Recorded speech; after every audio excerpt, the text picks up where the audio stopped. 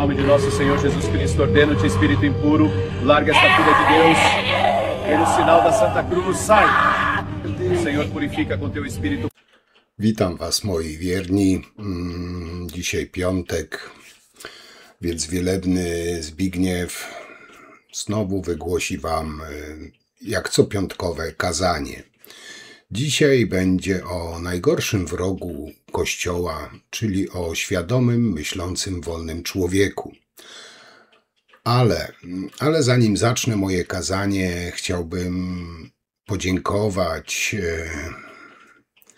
osobom wspierającym, które zasiliły konto do remontu dachu, bo jak wiecie, na remont dachu pieniążków jest bardzo dużo potrzeba. I tutaj parafianka Ela Kali, bardzo Ci dziękuję, Elu, za Twój datek. Wielebny Zbigniew oczywiście bardzo to docenia i pomodli się, żebyś poszła do nieba, ale tak na poważnie, Ela, bardzo, bardzo Ci dziękuję. Jest jeszcze jedna osoba, która wpłaciła kwotę na konto parafii i tutaj z góry chcę przeprosić, bo jak znam siebie, przekręcę imię, nie robię tego zamierzenie, że tak powiem. I tutaj, droga osobo wpłacająca, bardzo Cię proszę, wybacz mi, jeśli przekręcę Twoje imię. Nie jest to imię polskie, może i dlatego nie wiem, jak je odczytać, więc odczytam je po prostu tak napisane po polsku i jestem pewien, że je przekręcę i z góry bardzo Cię za to przepraszam. Rianach O. Wiem, że przekręciłem to imię, bo nie wiem, jak się je czyta i bardzo Cię przepraszam, ale jednocześnie bardzo Ci Rinach. Tak się pisze. Może będziecie wiedzieć, może podpowiecie, jak się czyta, bo naprawdę nie wiem, pierwszy raz spotkałem się z tym imieniem, ale podziękować trzeba. Rinach O. Bardzo Ci dziękuję za wpłatę, za wsparcie kanału.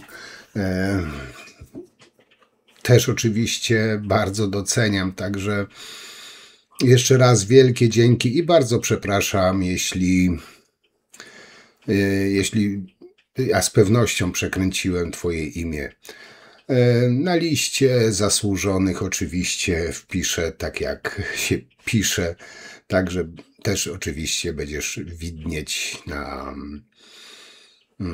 tej liście. Także jeszcze raz płacającym wielkie, przeogromne dzięki za wsparcie.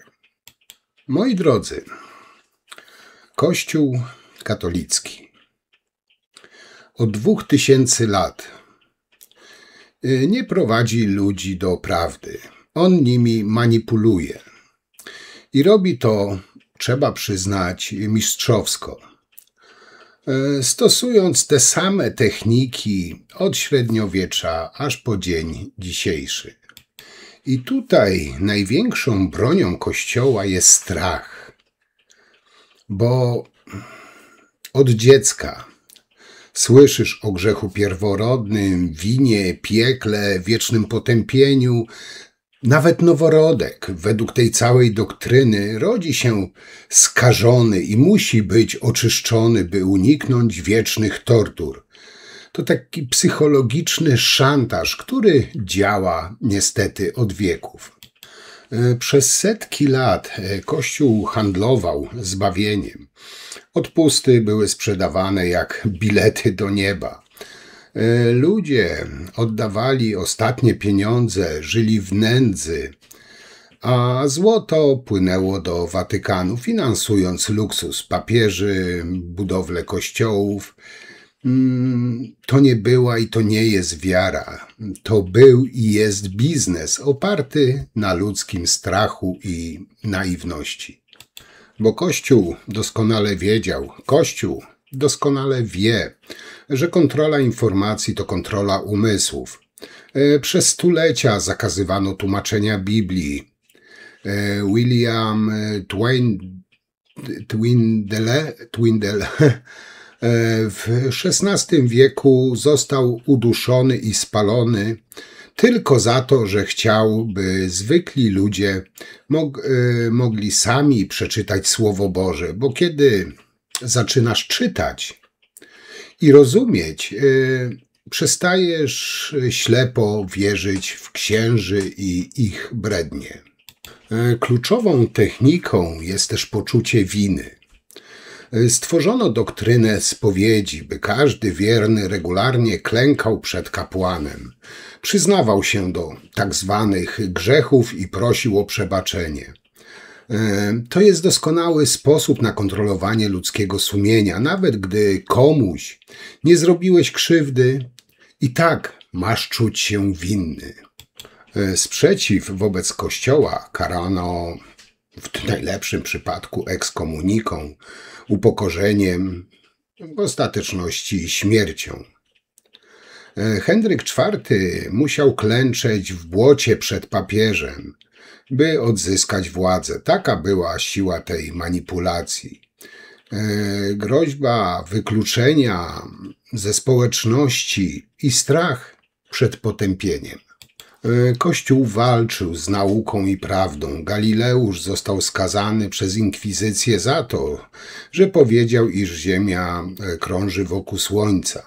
Wiedza zagrażała dogmatom, więc Kościół ją niszczył, utrzymując ludzi w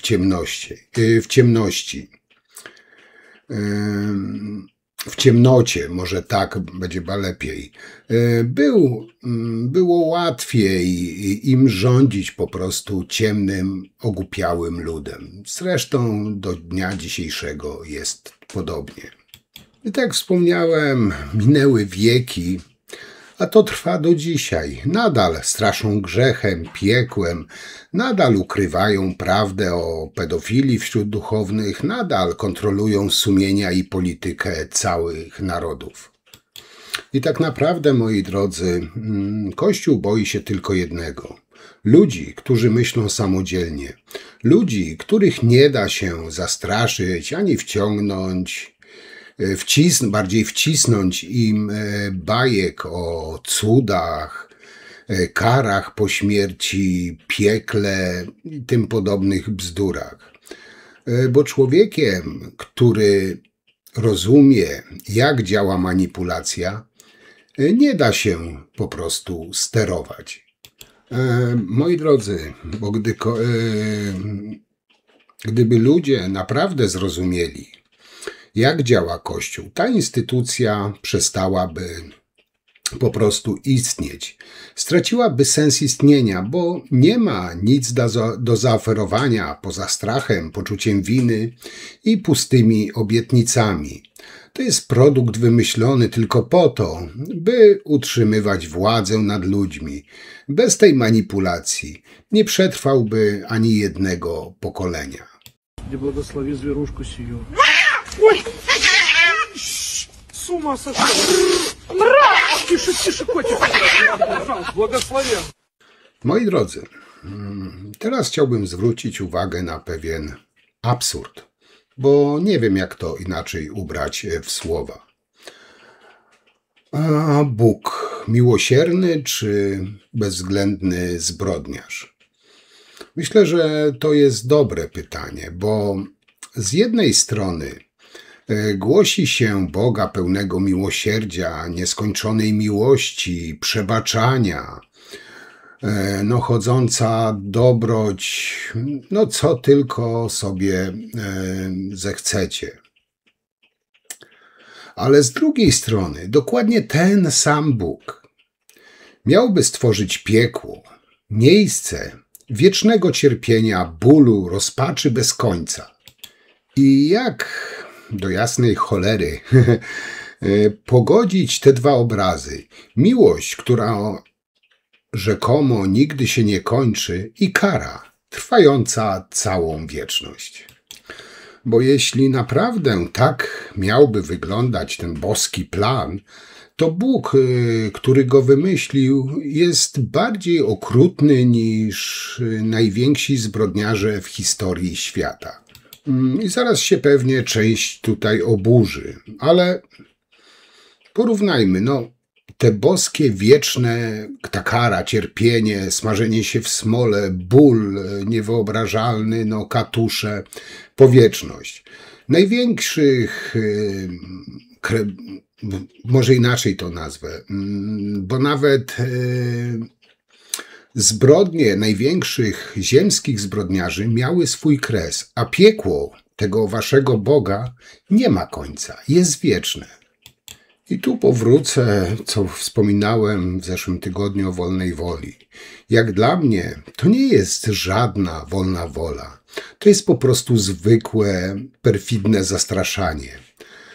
Wolność wyboru istnieje wtedy, gdy możesz wybrać bez prośby kary, bez straszenia cierpieniem i czym tam jeszcze tylko sobie wymyślili w tych chorych umysłach. Bo dokładnie w tym przypadku tutaj masz przed sobą tylko dwa scenariusze. Albo klękasz i wierzysz, albo płoniesz w wiecznym ogniu. To nie ma nic wspólnego z wolną wolą. To zwykły terror w takim religijnym papierku, w religijnym opakowaniu. I tutaj mam pytanie do osób wierzących, bez uszczypliwości. Skoro ten wasz Bóg jest wszechwiedzący, bo tak głosicie, tak jest głoszone, to skoro jest wszechwiedzący, to od początku wiedział, że świat, który stwarza, będzie pełen przemocy, chorób, cierpienia, prawda? Bo on przecież to stworzył, on wszystko zaplanował. Niektórzy twierdzą nawet, że wszystko co robimy jest zapisane już w chwili od poczęcia, a więc nie ma tutaj żadnej wolnej woli, tylko scenariusz, który Bóg podobno napisał od początku do końca. Więc pozwólcie, że zapytam, gdzie tu jest jakaś logika? Wygląda na to, że ten wasz Bóg świetnie się bawi, obserwując taki seans rodem z horroru. To wszystko jest, jak dla mnie osobiście, kompletnie bez sensu. Więc może ktoś z wierzących usilnie pomoże mi, skromnemu, wielebnemu Zbigniewowi, znaleźć w tym wszystkim sens, bo ja mimo najszczerszych chęci tutaj sensu kompletnie nie widzę.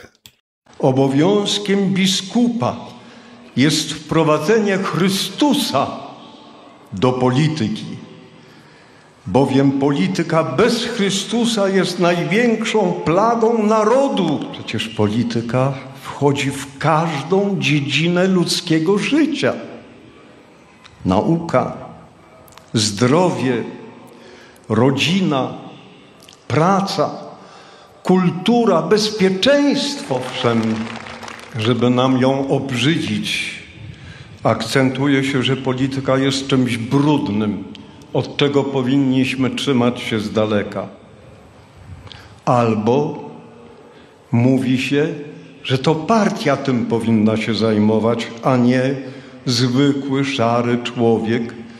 Ten ma milczeć, pracować i być posłuszny. Ma zbierać szparagi.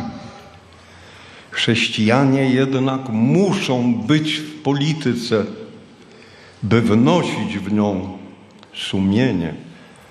Ta polityka potrafi zagrozić życiu człowieka przez aborcję, przez eutanazję, przez niezabezpieczenie granic, a żadna władza, żaden rząd, żaden parlament nie mają prawa wprowadzać takiego prawa, które prowadzi ku śmierci. Moi drodzy, będę powtarzał jak mantrę pytanie, Gdzie ten wasz Bóg się podziewa? Co on w tym czasie robi, gdy na ziemi były, są naprawdę potężne tragedie? Czemu spokojnie, bezdusznie patrzy na cierpienie swoich dzieci, bo przecież ludzie są dziećmi Boga, ulubionymi dziećmi Boga.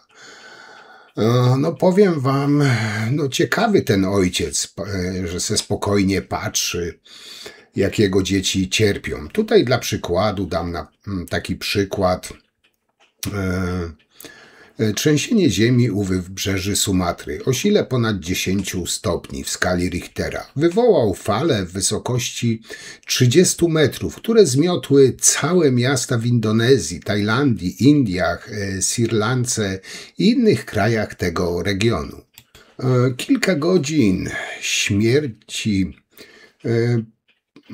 kilka godzin, śmierć poniosło około 250 000 ludzi, w tym dziesiątki tysięcy dzieci porwanych przez wodę z ramion rodziców.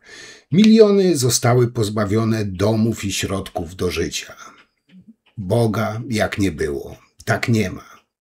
A co ciekawsze, w tym czasie kościoły, świątynie, meczety pełne były modlitw, ludzie błagali o cud, o ratunek, o miłosierdzie, a jednak fala nie zatrzymała się, a nawet na chwilę, na ułamek sekundy. I nie zrobił tego żaden Bóg, żaden święty, żaden cud. Katastrofa nie wybierała. Ginęły dzieci, osoby wierzące, niewierzące, duchowni i świeccy.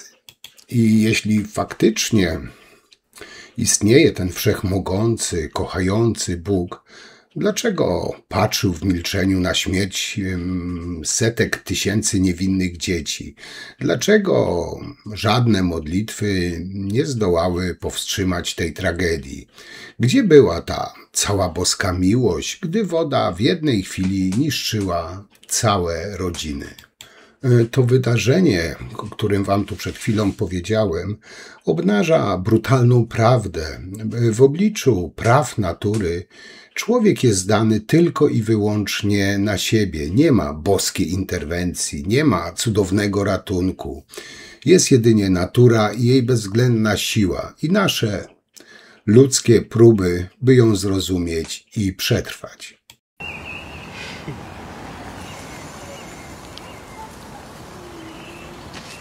Moi drodzy, powiem tak, chciałbym się tutaj z czymś z wami podzielić i zaznaczam, że nie mam zamiaru nikogo obrażać, bo jak już niejednokrotnie mówiłem, niech każdy wierzy sobie w co chce, kogo chce. Ja tu przedstawiam swój punkt widzenia, jak ja to widzę. I mam takie same prawo do przedstawiania swojego punktu widzenia, tak samo jak, nie wiem, katolicy mają prawo przedstawiać swój punkt widzenia w wiarę w Boga, czy tam innowyznawcy. Ale jak dla mnie, czy ta wiara katolicka, czy każda jedna, to jest największe kłamstwo w historii świata. A wiara w Boga dla mnie osobiście jest po prostu porażką intelektualną. Bo gdy mowa o kłamstwach największych w historii, najbardziej bezczelnych i najbardziej misternie utkanych, warto zwrócić uwagę na fałszywe obietnice i te wymyślone prawa religii. Wiara w tego czy innego Boga jest porażką intelektualną, bo polega na totalnym upokorzeniu rozumu, przyjmowaniu bez dowodu opowieści o istocie unoszącej się w chmurach, która obserwuje każdy nasz krok i dysponuje zbiorem zakazów rządzących losem ludzi. No, dla mnie to jest po prostu niewyobrażalny absurd. Chyba to jest dobre słowo. Pomyślcie proszę tylko. Przypisuje się tej istocie miłość, wszechmoc, doskonałość, a jednocześnie grozi się wiecznym ogniem za złamanie reguł. Ta sama instytucja, która najgłośniej mówi o poświęceniu moralności, gromadzi miliardy. Często unika odpowiedzialności fiskalnej i żeruje po prostu na lęku ludzi. No bo sami powiedzcie, czy to nie jest paradoksalne, że ta miłość poprzedzona jest terrorem wiecznej kary, a ten cały opiekun ludzkości prowadzi działalność przypominającą biznes. Największe kłamstwo w historii to święte kłamstwo. To nie tyle pojedyncze, fałszywe twierdzenie, ile święta obłuda, system, który zmienia strach w posłuszeństwo, a moralność w instrument kontroli. I tutaj pozostaje pytanie, jak nisko może upaść człowiek, by utożsamiać się z takim tworem, wynosić go do rangi cnoty i jeszcze być z tego dumnym. Tak powiedziałem, dla mnie osobiście jest to totalna porażka intelektualna, porażka inteligencji, a klechy żerujące na tym kłamstwie są tylko dowodem, jak bardzo można wykorzystać ludzką łatwowierność. I tutaj pozwolę sobie zwrócić się do wszystkich wierzących. Moi drodzy, kochajcie realnych ludzi, a nie fikcje. Nie warto lokować swoich uczuć w coś, czego istnienia nie da się potwierdzić. W przypadku Boga pewność Jego istnienia jest po prostu nikła. Ona nawet nie jest nikła, ona jest po prostu zerowa. Powtarzają wam, że ktoś oddał życie za wasze grzechy, ale nikt za was życia nie oddał. Nikomu nic nie jesteście winni, bo najważniejsze jest to, co jest realne. Kochajcie bliskich, przyjaciół, rodzinę. Kochajcie ludzi, którzy są obok was, którzy są namacalni. Kochajcie świat, który was otacza, jego piękno, przyrodę, codzienność. To tu jest życie i tu warto lokować swoją miłość, swoje uczucia i zachwyt, a nie w bajkowych postaciach, które istnieją tylko w wyobraźni. Moi drodzy widzowie wierzący, obudźcie się z letargu, stańcie twardo na ziemi, otwórzcie oczy, umysły, bo prawdziwa wartość jest tu i teraz, wśród ludzi, na tym świecie, w tym życiu. Bo tylko tego tak naprawdę możecie być pewni. Bo religia zniewala, otępia, ogłupia, odbiera wolność myślenia. Religia zniewala człowieka. Nie łańcuchem z metalu, lecz zniewala z idei. Odbiera mu wolność myślenia, narzuca gotowe odpowiedzi tam, gdzie powinny rodzić się pytania. Religia uczy posłuszeństwa wobec autorytetu zamiast odwagi samodzielnego rozumowania.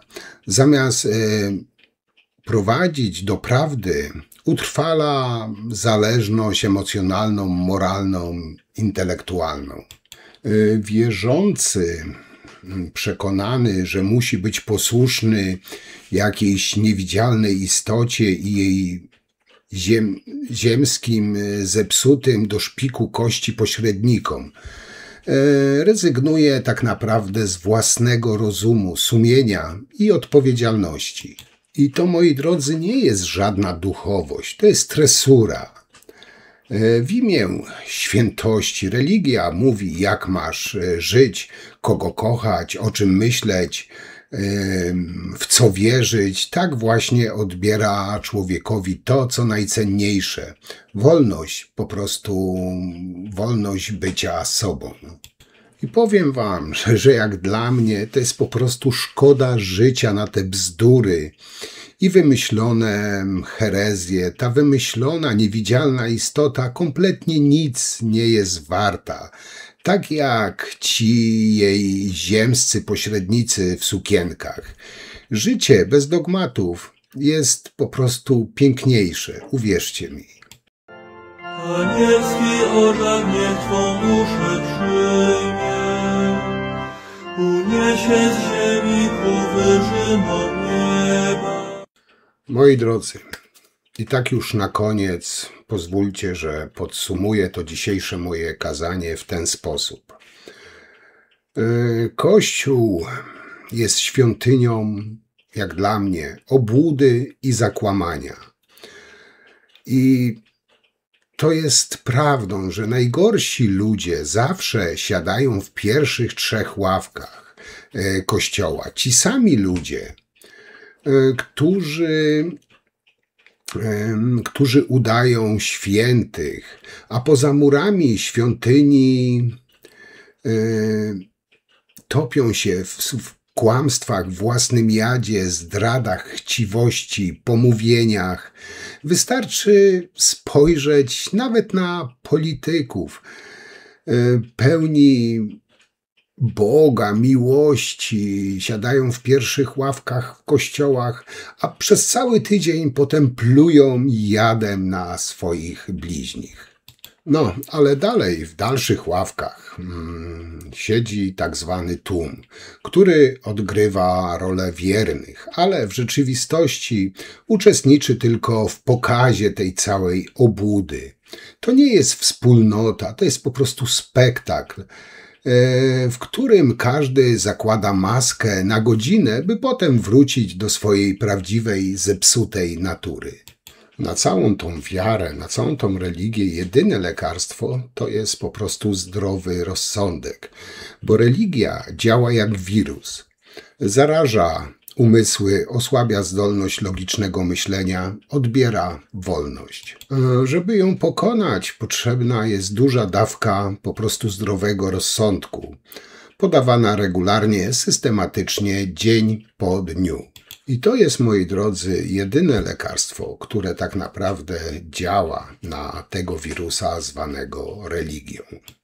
Bo nie można być wierzącym jednocześnie wolnym. Według mnie, mojego skromnego zdania wielebnego Zbigniewa, ten wymyślony Bóg zabiera po prostu wolność. Tak powiedziałem, nie można być wierzącym jednocześnie wolnym człowiekiem. Dlaczego? Bo wiara zawsze podeprą dokowanie iluzji, dogmatom i takim autorytetom roszczącym sobie prawo do prawdy tak zwanej absolutnej. Jak dla mnie to jest oddanie wolności na rzecz rytuałów, zakazów, tradycji, które opierają się na iluzji, nigdy nieudowodnionej w żaden sposób. Wolność natomiast rodzi się tam, gdzie człowiek odrzuca kajdany ślepej wiary i zaczyna kierować się po prostu rozumem. Życie jest zbyt piękne i zbyt krótkie, by dać się zniewolić jakiejś absurdalnej idei. A wolność, moi drodzy, rodzi się tam, gdzie człowiek odrzuca kajdany ślepej wiary i zaczyna kierować się zdrowym rozsądkiem, inaczej mówiąc, rozumem. I tylko ten, kto ma odwagę myśleć niezależnie i zadawać pytania, może naprawdę żyć w wolności i odpowiedzialności za samego siebie. Moi drodzy, i tymi słowami wielebny Zbigniew zakończył dzisiejsze kazanie. Idźcie w pokoju, ofiara spełniona. Darczyńcom jeszcze raz z całego serca bardzo dziękuję za datki, za wpłaty. Naprawdę bardzo, bardzo Wam dziękuję. Wszystkim Wam dziękuję, że tworzymy tą wspólnotę ludzi myślących, ludzi rozsądnych. Jak zawsze piszcie proszę, komentujcie, oceniajcie, wyrażajcie swoje opinie, po to jest ten kanał. Jak zawsze z całego serducha w niedzielę o 18:00 zapraszam Was na live'a. A dzisiaj to tyle. Z Bogiem, moi drodzy. Trzymajcie się. Cześć.